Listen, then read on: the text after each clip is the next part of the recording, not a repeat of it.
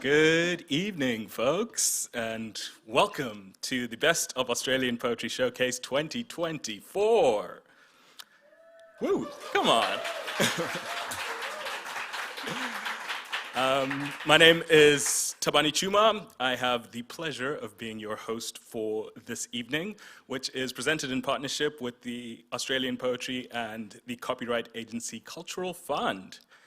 Now, we are meeting here on the land of the Wurundjeri and Woiwurrung people of the Kulin Nation, and acknowledge and pay respects to all Aboriginal and Torres Strait Islander people and their elders, both past and present, and their continuing history of storytelling. Because I think now, more than ever, at a time where the machinations and atrocities of empire have nowhere to hide, we need poetry more than ever. It's, by its nature, it can be revolutionary, archival, exploratory, evocative, and it seeks to unearth truths that we have the privilege to partake in that tradition. By way of apologies, LK Holt is unfortunately unable to join us tonight, but fret not, we have an incredible lineup of performers who are all featured in this wonderful collection whose praises I cannot sing enough. We do have copies available to pick up, so if you haven't got your hands on it, get amongst it. I think by way of introducing the collection and the night, I want to paraphrase a line from the foreword by the guest editors, Shastra and Kate Lilley. They say, rather than decreeing the best poems of the year, we hope the collection is instead the best way to encounter the breadth, complexity, and originality that Australian poetry has to offer. And tonight we'll hear from 8 poets that are featured in the collection. I won't stand further on ceremony because as host, I get to control the night and get to dictate who comes on when, and get to cut myself off when I get rambly, which I love and tend to do. So it gives me great honor to introduce our first speaker for the evening, Jeanine Leane. Jeanine is a Wiradjuri poet, essayist, and author from the Maribyrnong River. Her poetry and literary critique have been widely published in literary journals and magazines such as Overland, Sydney Review of Books, and Westerly. She is the author of 2 volumes of poetry and 1 novel, and currently lives on the lands of the East Kulin Nation in Naarm, Melbourne. Please put your hands together and welcome Jeanine to the stage.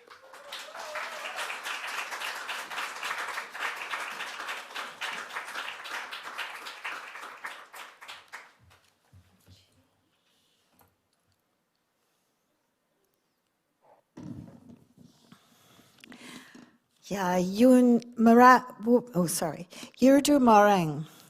Yundu Jeanine, Wiradjuri Yina, Marambijadi. I want to acknowledge the Wurundjeri peoples of the East Kulin Nations and say thanks to the elders for their continued care of the lands and waters and the privilege of being here. Thanks to Australian Poetry, the Wheeler Centre, the Cultural Fund and Creative Victoria, and this year's editors, Shastra and Kate. And I'm sharing tonight a poem called 2020 Vision, written in the first wave of the pandemic, in the aftermath of the Black Summer fires, and Brittany Higgins, Christian Porter, Robo-Debt, and Black Lives Matter movement.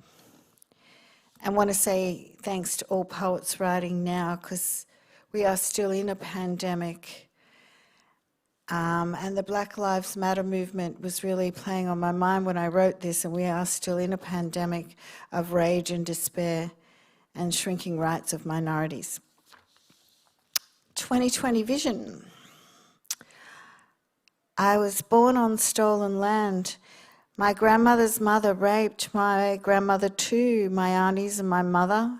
And I'm a link in a bigger chain, and I'm not told what happened in 1861, 1867, 1907, 1924, 1961. I don't need to be, I just live it. I'm 7 generations after invasion, first in my family to graduate from high school. My father's addicted to grog, my mother to delusion. I made it through my teenage years. I should have been right, but I still need something to get me through the night. I am not cured, not even close. I am recovering. I still smoke a lot more than I should. I gave up drinking 5 years ago, one day at a time. I still laugh, feel, and I'm not a victim. I am a survivor. There's no theory for black trauma. Just sheer blunt force, hit, cut, tear, smash, break. And if there are any pieces left, you pick them up, mend them, stick them back together again, go on. No time, really, to sit down and write a book afterwards. Our good news never makes it on the radio, or the TV, or the classroom, or the office, or the street, or the bus, or the tram, or the train. But we have victories every day, and every day is a victory. We're still here. They tell us there's a pandemic on, people are getting sick, losing their jobs, their homes, their lives, and when they say people, they mean white people. We're still treated like flora and fauna and people in name only. And there's a war on, what else do you call it? Black people are dying in police cells. Women are still not being heard. Girls are still being raped. Young black fellas are 26 times more likely to end up in jail than white fellas, and they still take our children over and over and over again. I was born on stolen land. My children are born on stolen land.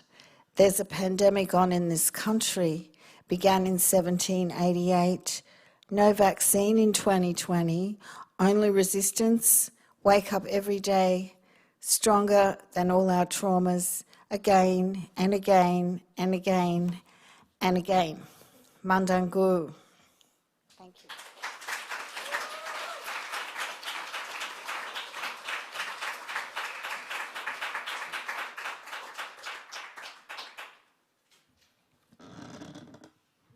This is going to get old really quickly. Thank you, Jeanine. Our next performer for the evening is Andy Jackson. Andy is a poet, creative writing teacher at the University of Melbourne, and a patron of Writers Victoria. His latest poetry collection is Human Looking, which won the ALS Gold Medal and Premier Literary Award for Poetry. He is the co-editor of Raging Grace, Australian Writers Speak Out on Disability. He writes and rests on the Djadja country. Please welcome Andy Jackson.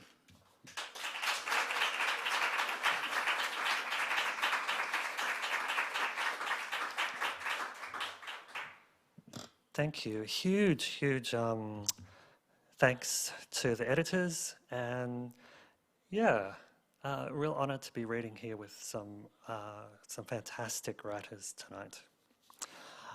This poem is indebted to Rachel Guy, whose artwork it responds to, and it's also indebted to the songwriter Mark Hollis, who wrote the phrase within the poem, makes it harder the more you love. And effectively the poem is about living through a time of extinction. It's called You Speak Clouds. Asked how you are, you speak clouds, or erasures. In the pages of your diary, flakes of ash, a drift of full stops. Your blackened hands fidget. Asked your name, you turn to the window, thinking of elsewhere. The absurd, handsome face of the Christmas Island frigate bird, the keen yellow eyes of the western swamp tortoise. Such losses beyond you and close. It's like they say, makes it harder the more you love. Your hair in the sink, nights awake, listening, body adrift. Asked what's on your mind, you open your arms as if to say this, all of this. Thanks.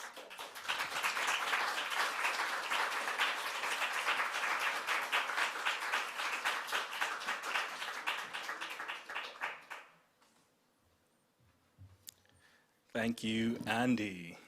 Our next reader is joining us through the digital realm virtually. We have Scott Patrick Mitchell.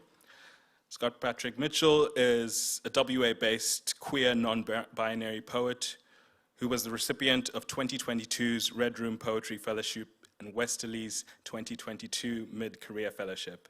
Their debut poetry collection, Clean, was shortlisted for the Prime Minister's Literary Awards, the WA Premier's Book Awards, and the Victorian Premier's Literary Awards. Please welcome Scott Patrick Mitchell to the screen.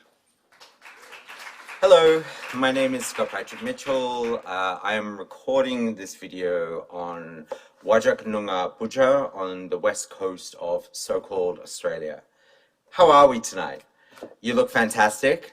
You look fabulous. I'm going to be reading my poem from Best of Australian Poems 2024, my deepest gratitude to Australian poetry and the editors for including my work.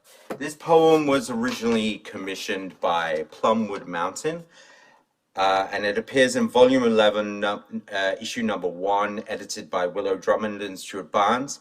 It is a very queer and a very, very sassy poem, so if I fall into character, you understand why. It owes a debt of gratitude to the work of Judith Butler and Billy Ray Belcourt. It also appears in 3 parts. It is a little bit long, but incredibly sassy, and it talks about Perth Canyon, which is a submerged marine park that exists off the coast of Western Australia. And Perth Canyon also features in my next poetry collection, which I am currently completing. So, without further ado, I try to talk to gay men about Perth Canyon and deep time, but they just don't care. 1. I've been thinking about the Holocene, hollowing itself out, a whole new end, the beginning of this. I've been thinking about Megatherium, Irish elk, and cave lions, the shape of fur leaping. I've been thinking about Megaflora and all the big gay flowers I'll never get to see in real life, but how a hologram creates an approximation without scent. These gone things still haunt, fractured ghostlight caught in landscape. Be so still you connect to connectivity, and time forgets. Fall back far enough. There they are, momentary flare in iris, a hologram of earth, remembering old poems, early drafts of perfume, distilled now, evolution herding in our zoos. Oh, look, out there, a canyon. It looks just like a wound. 2. The world is a wound, and so are you. A chasm within a chasm within a chasm. How many lives have burnt out inside of us only to sear anew? How a meteorite can both wipe slate and repopulate. Each old self cremate. Phoenix augmented to adapt, resist, rename, refine, make demands, swing, fist.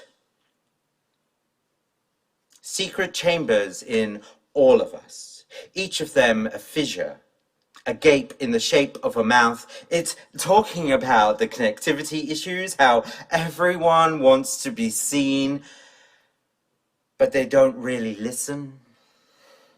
How a body is transitory, but concept is forever, baby.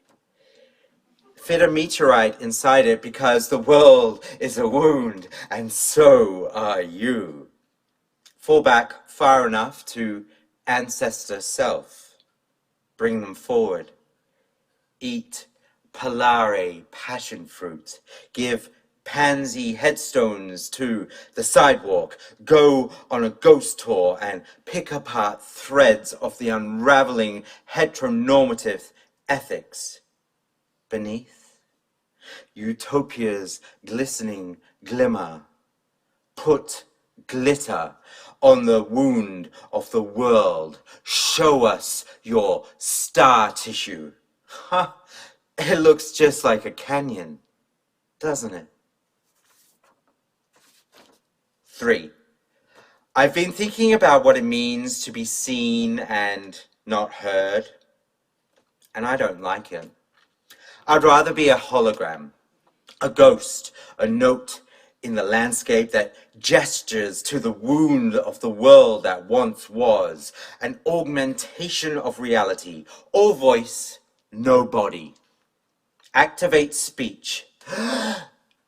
Did you hear about the theoretical moment? And I know it sounds really out there, really queer, but seriously, just listen, because you haven't heard this, I know, and I'm telling you. So when I tell you the next obscure fact, if you listen close enough, you will hear a pattern, how they are connected by the gaps, suggesting the absence of something bigger, which is the you, who cares enough, and all you have to do is listen. No, don't resist. If you ignore this, the next time the voice comes, you'll miss the canyon, drowned in time just out there. No, you can't see it, but you can feel it. Yeah? Oh. Unfortunate. We have been trying to contact you for years now about extending your warranty with awe and wonder, but you're just not getting it. No, it's always been here, yet more an archive of wild, open places rather than picket fence citizenship and equality and taxes. Why the insistence? Because you're queer and you have the capacity. Because deep time goes deeper than any lover can, and it's always hard to understand. But when you feel it, oh baby, transcend. The biggest oh you'll ever know is that the world is a wound, and so are you. And through that, a stream of data, connectivity of spirit. Upload yourself. Fuck that body off. Come with me. My apologies. I've been dripping with ectoplasm this whole time. Thank you and good night.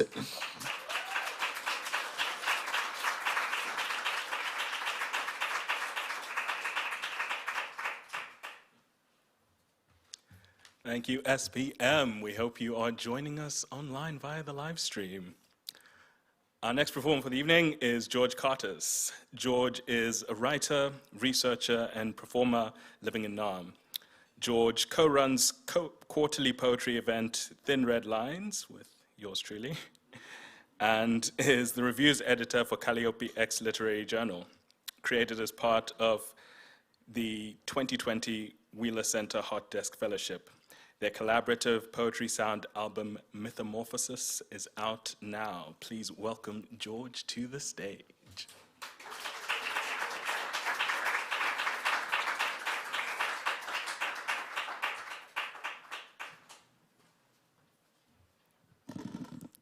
Thank you, Thabani.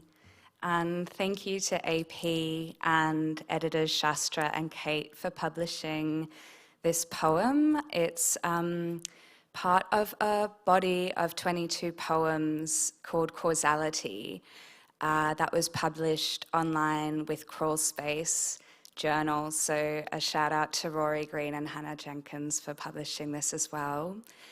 And a special thank you, of course, to my beautiful collaborator, Madison Griffiths, who, as well as being a brilliant writer, is also, as you can see, an incredible visual artist. So this is the image of the poem, and it is called 3, The Empress. You were born with thick ursine claws. Pluck at the harp in your full belly, suck out its holy savage venom. It spread chloros, green, an antidote. Thank you.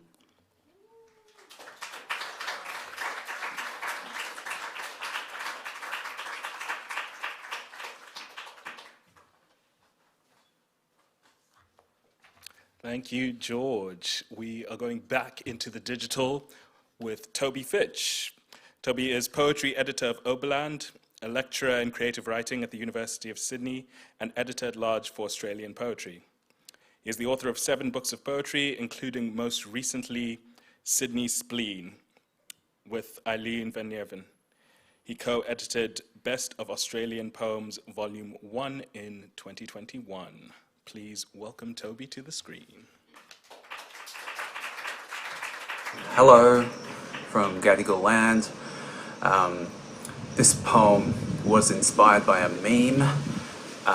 It's all one sentence, a longish one, and it's entirely autobiographical. It's called Reverse Horse Poem, and it's for Frankie, my partner, who it's addressed to. Reverse Horse Poem. Which direction is the horse walking for you? You asked, flashing your phone at me while concealing the text of the meme. And I immediately doubted what I was seeing, thinking that if I was seeing the black and white horse walking backwards, to the right on screen, I was likely in the wrong side of my brain, because I've been feeling wrong for over 2 years, having not written more poems in that time than I could count on one hand, preferably the left, to spite my right-handedness, and uphold a belief that what I've been told about lefties being the more creative is right. But in that moment I couldn't see the horse walking forwards, to the left on screen, no matter how hard I willed it, like coercing your eyes to see the animal hiding in a magic eye stereogram, which never works when you force it, and you know you just need to unclench and it'll come, but I couldn't. So I said backwards, hoping this might prove me to be the imaginative type I'd lately failed to be. And then you read out the text of the meme. If you see the horse walking forward, you're left-brained, and if you see the horse walking backwards, you're right-brained. And I thought, of course I'm fucking right-brained. That explains why I can't write poems anymore. And then you said, I'm backwards too, and read further. If you're mostly analytical and methodical in your thinking, the theory says that you're left-brained, and if you tend to be more creative or artistic, you're right-brained. And then I, recalling the last time I'd played a binary game like this and fallen on the analytical side of things, insisted, though not quite endearingly enough, that's not us, we're messy, to which you bridled, no, that's right, that I was wrong. And then we sat in silence long enough for me to realign my understanding of which hemisphere is which, and what side of the binary thinking I should like to fall on, kind of unwinding my second guessing of it all. And soon I thought of how you, a skilled rider, know intimately the various complex patterns of leg movements a horse's brain instinctively initiates to walk, trot, or canter, and how much you'd loved returning to horse riding, and how naturally after many years, on the 2 trail rides I bought you for your birthday, or birthdays, one from pre-COVID times, that had seen the booking stagnate due to flood, fire and plague, and one for your current birthday, trail rides that eventually had me grappling as a fledgling for a total of 5 hours on 2 separate immense and ripped creatures moving beneath me, clip-clopping and trotting from muscle memory, one of whom, Snoop Dogg, the first and larger of the 2, after we'd traversed a hillside clearing, came to an abrupt halt at the start of a new bush trail because a huge stag had appeared at the same time a train was thundering across the ridge, reared, quickly reversed himself, and cantered me back across the top of the clearing while, behind us, you and your horse left our guide in a bog to round up Snoop Dogg before I could fall off ingloriously back into the present day, which galloped away, and I thought nothing more of my doublethink until much later, after midnight, in the shower, when something coalesced in my form as I did the little physio exercises that I'd been repeating for a few weeks to correct the last few years of favouring the left side of my body due to some nasty arthritis in my right big toe, even though my left big toe had had the more traumatic history with a basketball injury that saw its entire nail removed and a poem concocted to prove it. And so now that my right side was reawakening to its unconscious role in the whole functioning of my meat and bones, and our kids at 6 and 8 years old still don't care to tell their left hands from their right, and I've given up teaching them how to remember which is which as it doesn't matter, it dawned on me that I could write this poem, my fourth new poem, in 4 days, as you sleep beside me, perhaps dreaming of a Pegasus, and keep writing it until dawn, if necessary. And it is, because my brain's been doing what I'd hoped it would be doing all along, as it understands that you can't write a poem without being an animal in its non-binary body. Thanks for listening.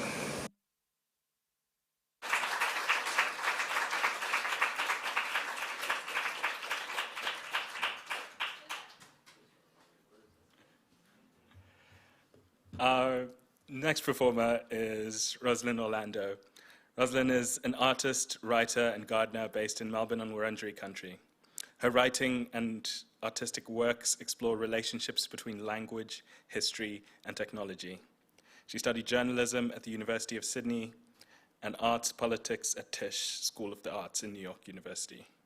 Please welcome Roslyn to the stage.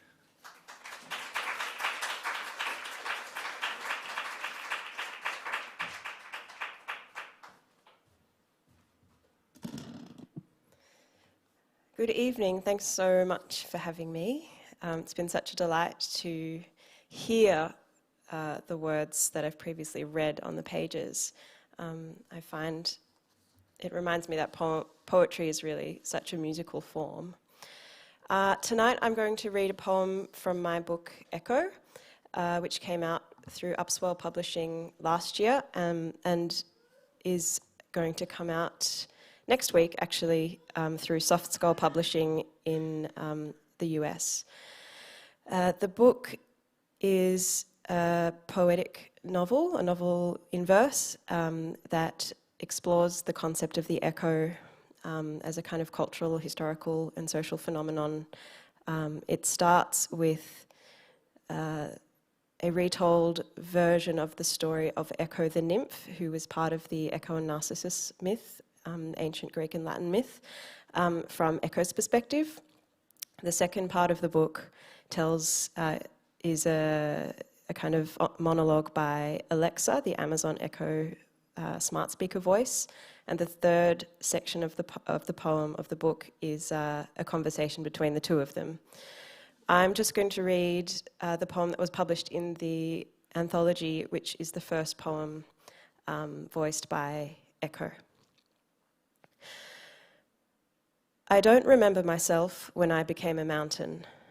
I left my body the way a dream recedes into light, though some nymphian convictions followed me over the threshold into mountainhood. There are no photos, thankfully, just some scraps of text degenerating on papyrus. Newly tectonic, I found my acoustics searching for their distances, perspectives with no horizon. To steady the hull, I clung to the buoyant rhythms of circadian life. Noticed the way crows splinter their cries between days, felt their cries in my caves at night. It was a quick lesson in interior design. Such humbling conditions threatened to collapse the ego. That was long ago. In terms of my age, mountains don't measure time, but notice instead cracks and rivulets, the pressure of wind against feelings of ingratitude, accumulations and descents. Thank you.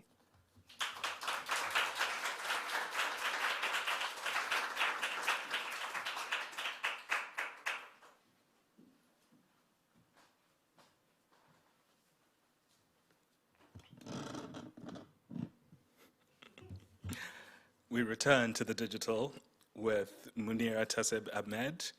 Munira's work has been published in Pleiades, Mianjin, Australian Poetry Journal, Liminal, Cordite, and elsewhere. She was the 2022 Kate Muscat Fellow, a youth ambassador for Red Room Poetry, and a medalist at the 2024 National Youth Poetry Slam. She was a recipient of the 2024 Westworlds Accelerator, 2023-24 Faber Writing Scholarship, and the 2023 Westworlds Verna Emerging Writers Residency. Highly commended for the 2024 Next Chapter scheme, she has received mentorship through the University of Melbourne's Creative Writing Department. She's currently working on her first novel. Please welcome Munira to the screen. Hi, my name is Munira Tabassum Ahmed. I'm coming to you from Western Sydney, Darug country, which always was and always will be Aboriginal land. And I'm very, very grateful, very honoured to be reading my poem, The Boy Who Turned Into Butter, from last year's Best of Australian Poems. Thank you so much to everyone at the Wheeler Centre, everyone at Australian Poetry, all the other poets, the editors of this collection. I'm very, very, very grateful. A little bit about the poem before I jump into it. It's on page 28 and it was originally published in The Marrow. It's in the form of the Burning Haibun, which takes a prose poem and erases it down into a haiku. And it's about a father and a son, and perhaps the things that they're struggling to say to one another. So again, thank you so much for listening. The Boy Who Turned Into Butter. 1. The boy presents his fallen baby tooth, now soft and spring yellow, pinched between malleable fingers. A loose printed t-shirt now greased to his chest.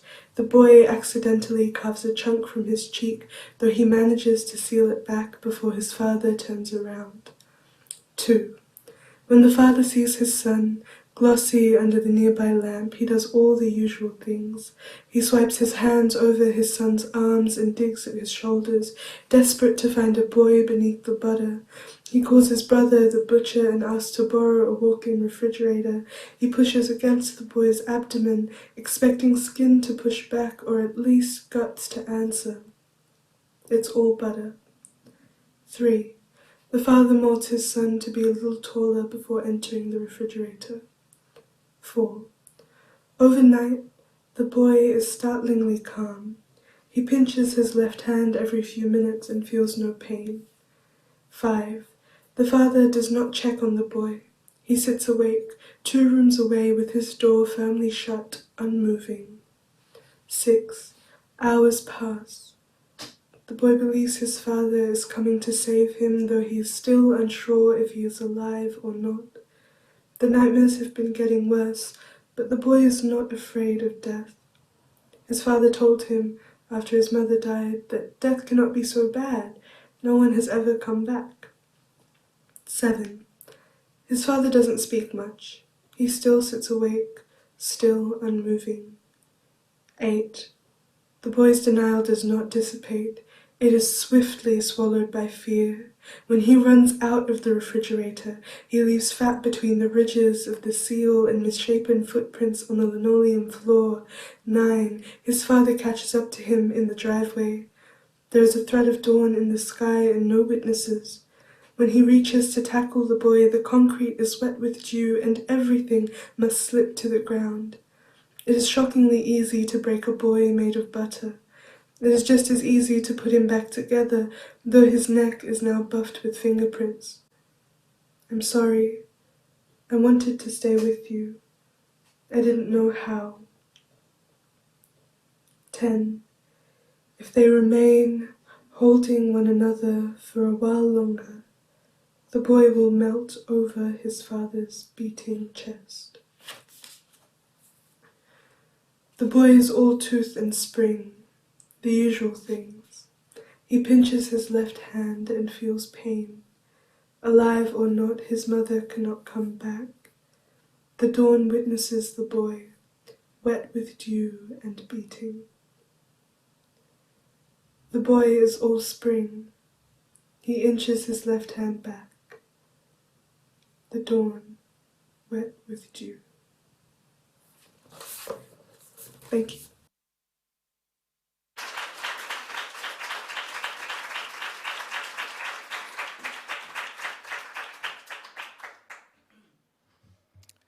Thank you, Munira.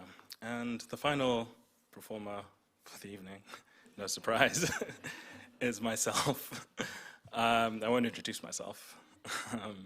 But for a bit of context about the piece, I originally wrote it for an event curated by Kanika Chopra, where we essentially simulated a communal living room, kind of that community sense of family and home and sharing food.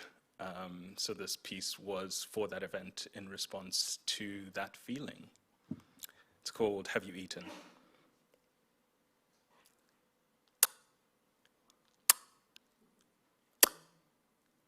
Finger licking good. As a first communion.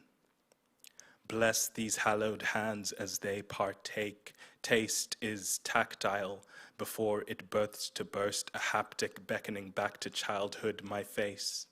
More grease than grin, smiling still. Peculiar little limbs too short to reach the stove. The first thing my mother taught me to cook was custard.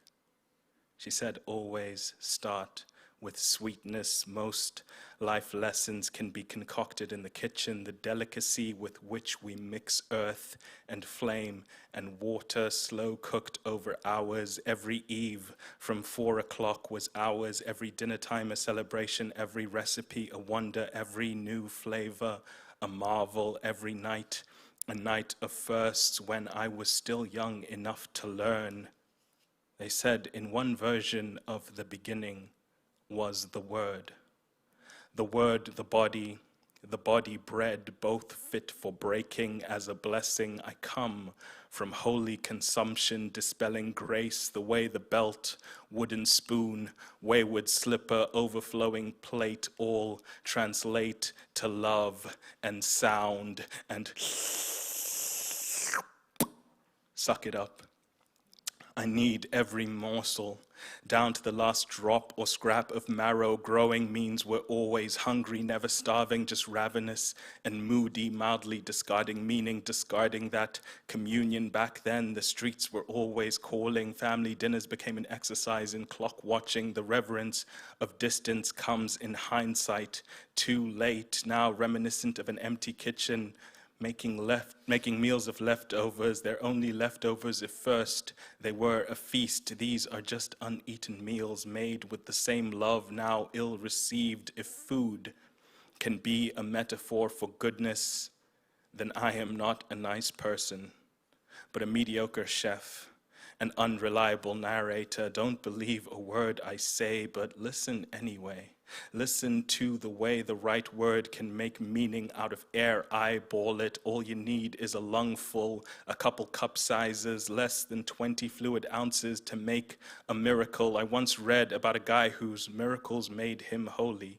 I wonder what mine will make of me, what the right lie can make of meaning, what the right wound can make of healing, what a nice person would have you believe. I don't believe in most things, but taste the cynicism of memory, sometimes salty, sometimes ashy, sometimes hot as a metric for temperature, as a need so deep it's worth the burning. They say spice tolerance is just the senses dulling as we age. It takes more to taste. I can't remember the last time my mother cooked for me. I remember every single meal I took for granted, took in passing, took for less than what it was, took for less than love. We never say it enough, but we show it. We ask, Wajga, have you eaten? Have you nurtured the vessel that holds your soul? Have you fueled yourself to savor in life's beauty? Have you kept yourself alive? Because I could never live without you. Have you loved you like I love you? And I do, more than you can imagine. Here, my child, take, eat. Thank you.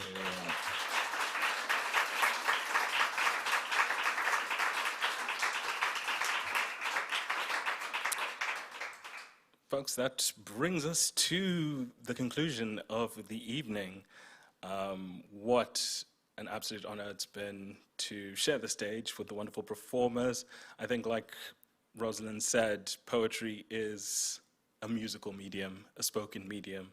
And if you would like to delve back into some of the pieces you've heard tonight and hear a whole lot more, be sure to pick up a copy on your way out. Just a few thank yous before I let you go. Firstly, to Shastra and Kate Lilley, the guest editors of the collection, for their discerning curation. And on behalf of Australian Poetry, we'd like to deeply thank the ongoing support of the Copyright Agency, Cultural Fund, for the funding that was provided for this event tonight. We'd like to thank the Wheeler Center for being an ongoing partner of this project. Thank you to the underfunders of this annual series, Creative Victoria, Creative Australia, along with a number of generous patrons. To our incredible performers and contributors from this evening, Toby Fitch, Andy Jackson, George Kartas, Jeanine Leane, Scott Patrick Mitchell, Roslyn Orlando, Munira Ahmed. You have been fantastic, and thank you for sharing your work. And a final thank you to you, the audience. I feel like poetry is nothing without people to share it with, and a community to come together in celebration of it. So thank you for taking the time to come here tonight. And that's a wrap.